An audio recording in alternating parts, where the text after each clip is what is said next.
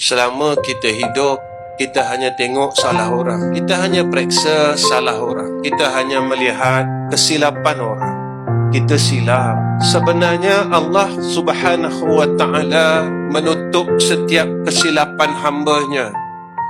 Tetapi kita ini membuka perkara yang Allah telah tutupkan untuk hamba-Nya. Kita cari kesilapan itu. Kita lihat kesilapan itu. Kita ukur kesilapan itu. Walaupun perkara yang kita buat ini telah diberitahu oleh Sayyidina Rasulina Muhammad sallallahu alaihi wasallam, jika kalian berbuat demikian, nescaya seluruh amal saleh, amal ibadat yang pernah kita buat ini dihapuskan oleh Allah, sehinggalah kita memohon kemaafan kepada orang yang pernah kita bongkarkan kesilapan.